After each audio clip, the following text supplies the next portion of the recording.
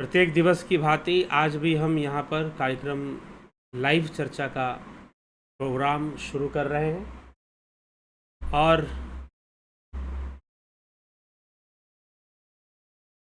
आज का जो विषय है केवली अवस्था, अहंकार का लय और योगी का पतन। इस विषय पे आज हम चर्चा करेंगे।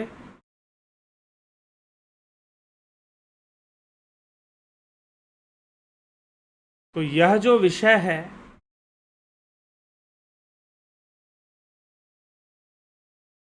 योगी का लय होना, योगी का पतन होना, अहंकार का लय होना, ये क्या बातें हैं? केवली अवस्था क्या है, अहंकार का लय, योगी का पतन। जी हाँ, कुछ इन विषयों पर ही आज की चर्चा है। सूत्र क्या कहता है? तो शिव सूत्र आणव उपाय का 31वां सूत्र है। 31वां और 33वें सूत्र पर आज हम विचार करेंगे। ये सूत्र हमें किस ओर ले जाते हैं, क्या समझाते हैं? तो सूत्र कहता है स्थिति लयो, स्थिति लयो अर्थात स्थिति का लय होना। तुर्यातीत अवस्था को प्राप्त करने वाला योगी जो संपूर्ण मातृका शक्ति का स्वामी बन चुका है, स्वामी बन चुका है, उसी की शक्ति से सृष्टि हो रही है, उसी की शक्ति से संहार हो रहा है, प्रलय हो रहा है, और उसी की शक्ति से सब कुछ चल रहा है। तो अब एक यहां पर प्रश्न उठता है कि जब योगी के अंदर इतनी शक्तियां आ गई कि वो कुछ भी कर सकता है और सब कुछ उसी से हो रहा है, वो ऐसा अनुभव भी कर रहा है, लेकिन वह भटक सकता है, बहक सकता है अपनी शक्तियों से, लेकिन ऐसा नहीं होता। इस अवस्था में ऐसा नहीं होता। हाँ, तुरीय अवस्था में ऐसी संभावना है कि उसका पतन हो जाए, लेकिन इस अवस्था में उसका पतन नहीं होता।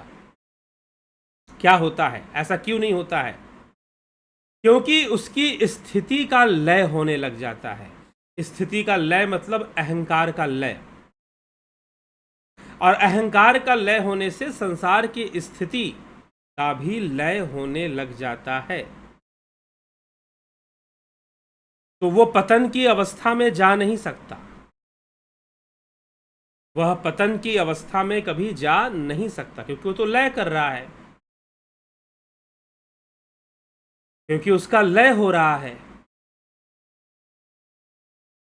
और जब उसका लय हो रहा है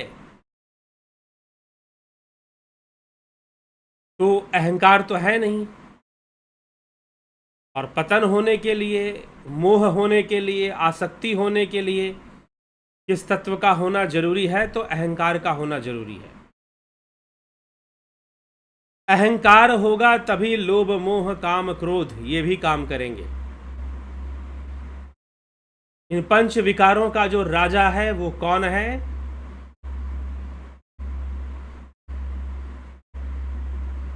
जो पंच विकारों का राजा है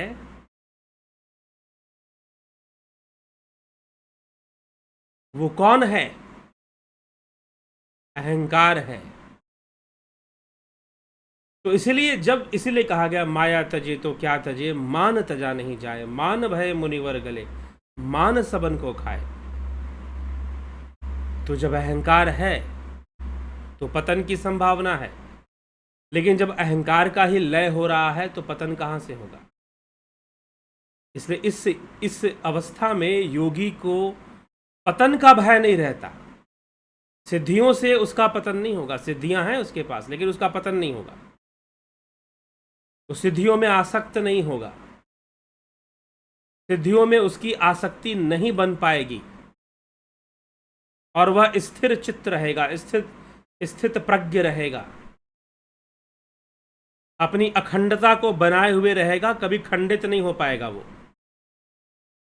तो इसी संदर्भ में ये स्थिति लय अर्थात स्थिति का लय होना। दूसरा सूत्र क्या कहता है कि तत् प्रवृत्तावप्य निरासः सवे त्रिभावता। पहला सूत्र स्थिति का लय होना, अर्थात बहिर्मुखता का आभास और चिन्मय प्रामित्र भाव का पर विश्रांति, दोनों ही शिव योगी को अपनी शक्तियों का प्रसार ही करते हैं। मतलब शक्तियों का प्रसार हो रहा है, लेकिन उन शक्तियों में उसकी कोई आसक्ति नहीं है, उसका कोई अहंकार नहीं है कि मैं ये हूं या मैं वो हूं। ठीक, यह विषय समझने योग्य है। फिर कहते हैं कि अपनी इच्छा के अनुसार सृष्टि, स्थिति, संहार आदि में प्रवृत्त होते रहने पर भी उसी की शक्ति से सृष्टि हो रहा है, उसी की शक्ति से संहार हो रहा है, उसी की शक्ति से स्थिति भी हो रही है। शिव योगी अपने नैसर्गिक स्वभाव से अर्थात शिव तत्व से, शिव रूप से, आत्मरूप से शुद्ध और स्वतंत्र परमेश्वर प्रमातृभाव से जरा सा भी च्युत नहीं हो सकता। जरा सा भी च्युत नहीं हो सकता मतलब वो वहां से डिगेगा नहीं, हटेगा नहीं, अपनी अवस्था में बना रहेगा, भले कितने भी सिद्धियां आ जाएं। क्योंकि अहंकार का लय हो रहा है, तो अहंकार का लय हो रहा है तो उसके अंदर कोई, अब आगे इस बात को बड़ी सुंदरता से अगले सूत्र में 33वें सूत्र में क्या लिखा है उसको भी हम साथ में देख लेते हैं। सुखा सुखो योर बहिर्मननम। शिव योगी जैसा व्यवहार में अर्थात उसके अंदर जो अहंकार की जो भावनाएं हैं, सुख की जो भावनाएं हैं, उनकी संवेदनाएं नहीं रहती हैं। क्या लिखा जा रहा है? लोकवतस्य योगिना सुख दुखयो संवेदनम न भवति सतु नील पीतादि वदन योर बहिरेव मनन करोति प्रशांत मातृता भावो योगी सुख दुखाभ्याम कथमपि न संबद्धते। सुख और दुख से उसका संबंध नहीं रहता। सुख दुखाभ्याम कथमपि न संबद्धते। सुख और दुख से उसका संबंध नहीं रहता। उस लोकवत सांसारिक सुख और दुख का अंतर संवेदना उसे नहीं होती है। कौन से योगी को? तुरीयातीत अवस्था प्राप्त योगी को सुख और दुख की अंतर संवेदनाएं नहीं होती है। वह तो नील पीतादि के समान इनका बहिर्मनन करता है, बाहर से ही दिखाई देता है, बस उसे प्रभावित नहीं कर सकती। अज्ञान धन वाला शुभाशुभ से कलंकित होता है। जो अज्ञानी है उसके लिए कोई वस्तु शुभ है, उसके लिए कोई वस्तु अशुभ है, लेकिन तुरीयातीत अवस्था को प्राप्त योगी, उसके लिए कोई वस्तु ना शुभ है और उसके लिए ना ही कोई वस्तु अशुभ है। ठीक, उसके अंदर ये सब चीजें संवेदित नहीं होती हैं, सुख और दुख की संवेदना नहीं होती।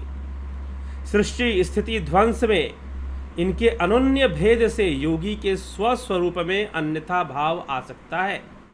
इसका उत्तर है सृष्टि आदि भावों में प्रवृत्त होते हुए भी योगी स्वरूप में स्थित होने से एवं ज्ञान स्वरूप होने से कदाचित भी च्युत नहीं हो सकता और ना होता है। और उसे सुख और दुख प्रभावित नहीं करते। सिद्धियों से कोई आनंद उसको नहीं होता। संभाव रखता है सुख दुखे समय कृत्वा, और रखता नहीं है, कोई जबरदस्ती नहीं रखता है। वो ऐसी अवस्था में चला गया है जहां संभाव स्थापित हो जाता है। और इसी अवस्था को 34वें अवस्था में लिखा गया है तद्वी मुक्तस्तु केवली। तद्वी मुक्तस्तु केवली, जिस योगी को सुख दुख से मुक्ति मिल गई है, सुख दुख से मुक्ति मिल गई है, ना वो सुखी होने के लिए व्याकुल हो रहा, भाग रहा है, और ना दुखों से व्याकुल हो रहा है। ना वो सुखी होने के लिए बेचैन है और ना वो दुखों से व्याकुल हो रहा है, उसकी सम अवस्था बन रही है। इसी के लिए तद्वी मुक्तस्तु केवली, इस अवस्था को केवली अवस्था कहा गया है योग सूत्र में। तो आज 4 सूत्रों पे हमने चर्चा कर ली। चारों सूत्र एक दूसरे से जुड़े हुए हैं, इसलिए एक साथ। केवली अवस्था क्या है? कौन सी अवस्था केवली अवस्था है? तो स्थिति लयो, पहले स्थिति का लय हो, अहंकार का लय हो, आपके अस्तित्व का लय होना शुरू हो जाता है। तो फिर सृष्टि आदि करने की जो क्षमता और जो शक्ति योगी के अंदर आ गई है, सिद्धियां आ गई हैं, उससे उसमें कोई मोह अहंकार नहीं रह जाता। वो ऐसी अवस्था को प्राप्त कर लेता है जहां पर सुख और दुख की संवेदनाएं नहीं रहती हैं। योगी के अंदर सुख और दुख की संवेदनाएं नहीं रहती हैं। सुखा सुखो योर बहिर्मननम, लोकवतस्य योगिना सुख दुखयो संवेदनम न भवति। सुख दुख की संवेदना योगी के अंतर्मन में नहीं हो सकता है और ना होता है, इसीलिए सुख दुख की कोई संवेदना नहीं होती है। तो सिद्धियां प्राप्त हो गई, इस बात का उसे कोई सुख नहीं है, और सिद्धियां नहीं हुई तो दुख भी नहीं है। तो ना कोई उसके लिए सुख है, ना ही उसके लिए कोई दुख है। योगी तुर्यातीत अवस्था प्राप्त योगी के लिए कुछ भी सुख का विषय नहीं और कुछ भी दुख का विषय नहीं। वो तो सम की अवस्था में स्थित है, सम की अवस्था में स्थित है। और ऐसी अवस्था में जहां पर सुख और दुख से मुक्ति मिल जाए, बहुत बड़ी बात है। जहां सुख और दुख से मुक्ति मिल जाए, सुख और दुख से मुक्त संस्कारों से अस्पृष्ट योगी चिन्मय केवली कहलाता है। योगी को केवली अवस्था की प्राप्ति होती है। योगी को केवली कहा गया है। ऐसे केवली को, ऐसे योगी को केवली कहा जाता है जो सुख और दुख से मुक्त हो चुके हैं। उनके लिए अब संसार में ना कुछ सुख का विषय है, ना ही कुछ दुख का विषय है। उनके लिए संसार में ना ही कुछ सुख का विषय है और ना ही कुछ दुख का विषय है।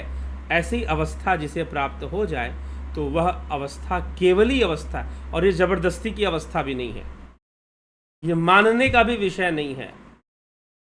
यह तो ध्यान योग की परिपक्वता से प्राप्त होने वाली अवस्था है। ध्यान योग की परिपक्वता से प्राप्त होने वाली अवस्था है। जब ध्यान योग की परिपक्वता होगी, जब ध्यान योग की परिपक्वता होगी तो ऐसी अवस्था की प्राप्ति होगी। ठीक है, तो ये केवली अवस्था के बारे में बताया गया। तो अभी हमने जो चर्चा की, केवली अवस्था, तो योगी का पतन नहीं होता, अहंकार का लय होता है, सुख दुख से मुक्ति मिल जाती है, सुख दुख की संवेदनाएं योगी के हृदय में नहीं होती हैं, और योगी केवली अवस्था को प्राप्त हो जाता है। अगर साधक ऐसी अवस्था को प्राप्त हो जाए तो अहोभाग्य है, अहोभाग्य है। इस संसार में मनुष्य अनेकों प्रकार से सुखी दुखी होता रहता है, परेशान होता रहता है, लेकिन जो वास्तविक ज्ञान है उसकी ओर क्यों नहीं बढ़ता? जिन वस्तुओं से वो प्रेम कर लेता है वह प्रेम ही दुख का कारण बन जाते हैं। इसलिए बुद्ध ने कहा प्रेम भी दुख का कारण है। लेकिन योगी जो, जिसके सामने प्रकृति का रहस्य प्रकट है, वो जानता है, इसलिए वो प्रेम करते हुए भी, बाहर से बहुत सारा व्यवहार करते हुए भी अपने लक्ष्य की ओर ही दृष्टि रखता है। और उसका लक्ष्य है उसका स्वरूप, उसकी आत्मा, आत्म स्थित रहने का ही प्रयास रखता है, भ्रमित हुए बिना। इसलिए योगी बनो, तस्माद योगी भवार्जुन। वो स्वयं से जुड़ता है, बाकी संसार से जुड़ना बिछुड़ना उसे कोई प्रभाव नहीं डालता, उसे प्रभावित नहीं करता। ठीक है, तो इसीलिए हमें योग मार्ग पर चलकर केवली अवस्था को प्राप्त करना है, ऐसा लक्ष्य होना चाहिए। सुख दुख से मुक्ति का नाम है केवली, ना सुख से मतलब ना दुख से मतलब। नवधा भक्ति में गोस्वामी तुलसीदास जी क्या लिखते हैं? नवम सरल सब संचल हीना, मम भरोस ही हरस नदीना। हर अवस्था में खुशी आ जाए या दीनता आ जाए, हर अवस्था में एक जैसा रहने वाला भक्त। ठीक, तो चलिए आगे चलते हैं, आपकी टिप्पणियों को देखते हैं। नवजोत नाथ जी, बहुत बहुत अभिनंदन है आपका। जगत नारायण जी, अवनी प्रधान, विमला शाह, रमेश पेशवानी, आशा रानी, सविता नायक, शिवा शर्मा, गोविंद प्रसाद नीमा, विष्णुचंद्र मौर्य, सतीश कुमार, काशीनाथ, विनोद के सूद, भरत छबलानी, अमन कक्कर, MK पीडी, स्मिता सावंत, माधुरी कोले जी, बहुत अभिनंदन है। रतन सिंह जी, बहुत अभिनंदन। अर्जुन भाई चौहान, सूरज जी, रामविलास जी, शिवम भट्ट, वीरेंद्र मिश्रा, उषा श्रीवास्तव, रूपलाल विश्वकर्मा, टीकू कुचाड़िया जी, ओमराज हेमब्रह्म, पवन कुमार गुप्ता, जोगिंदर सिंह, राम सिंह कश्यप जी, राजू पाल, पूनम सिंगला, कलिंद्र सेठ, गंभीर शाह, बहुत अभिनंदन। मनीष यादव, पंकज सोनी, नीरज पांडे, शर्मानंद पंडित, जोगिंदर सिंह, आप सभी का बहुत बहुत अभिनंदन है। कन्हई कुमार जी, ओम तत्सत। जुड़े रहें, बने रहें और लाभान्वित होते रहें, लाभ उठाते रहें।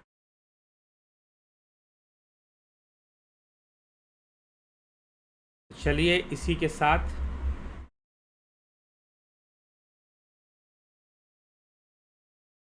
हम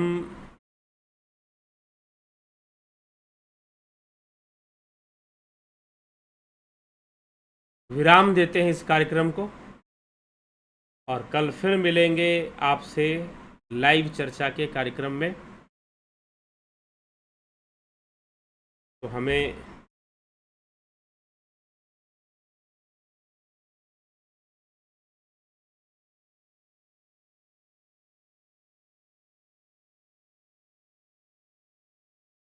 गोपाल लाल शर्मा जी, संदीप मिश्रा जी, सबका बहुत बहुत अभिनंदन है। चलिए ठीक है, तो मैंने कहा अभी आपको कल भी बताया था, यदि आप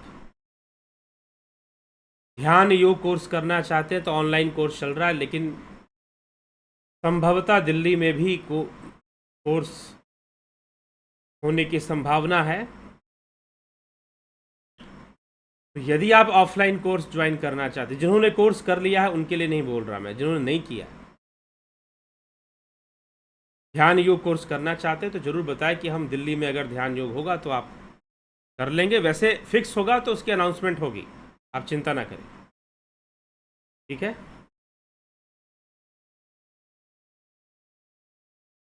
चलिए इसी के साथ विराम देते हैं। आप सभी का बहुत बहुत आभार। कल फिर मिलते हैं लाइव चर्चा में 9 बजे 9 PM पर।